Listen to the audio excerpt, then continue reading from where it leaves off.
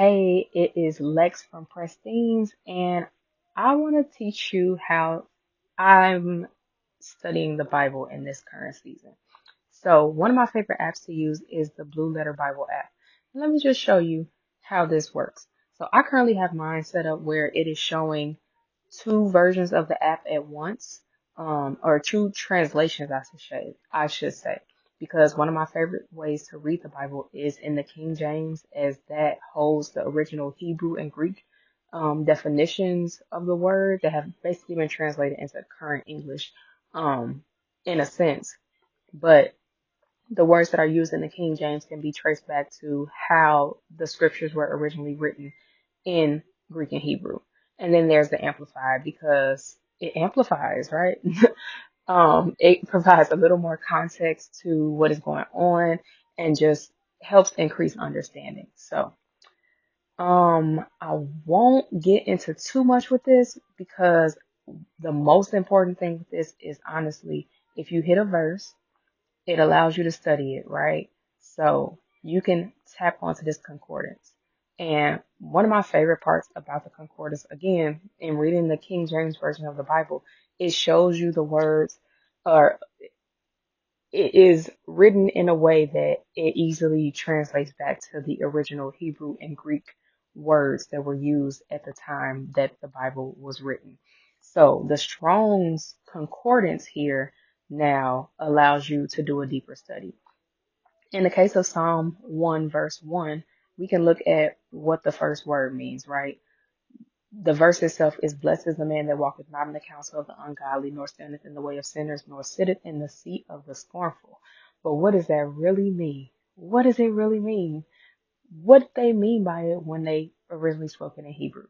That's always the question when it comes to using this app. It's like what was originally said and what was meant. So here we might think we know what blessed means, right? But in this case, they talked about happiness. They talked about blessedness. They talked about being blessed. How happy is one definition in this case. And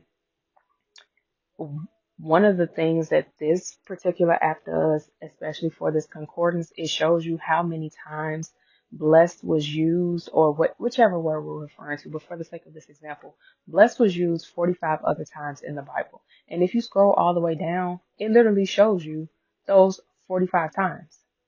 So you can easily continue your study and continue reading with that.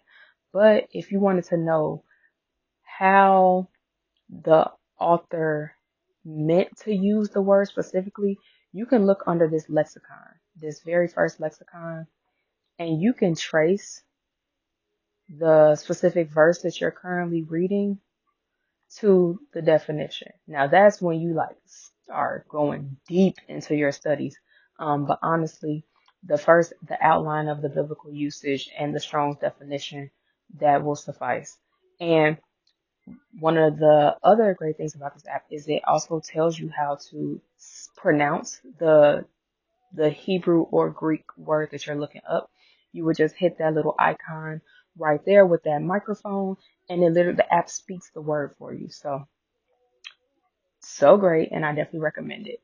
Okay, but another thing that I want to show you that makes this app so powerful is the fact that it has text commentaries. So you'll see if you scroll down, I know what's really popular is the Matthew Henry.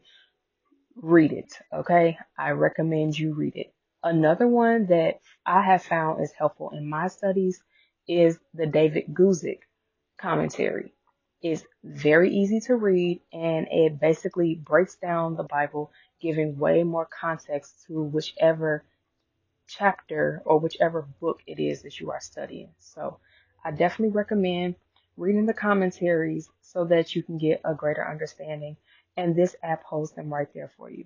One last thing we'll get into is that you can highlight, you can underline, you can double underline, and you can even create categories for your highlights so that you can revisit them at another time. So definitely recommend the Blue Letter Bible app. It might show up as BLB in the App Store, but I recommend you go ahead and download it and explore it for yourself. If you have any questions about the Blue Letter Bible app, please comment below. And I hope this made sense.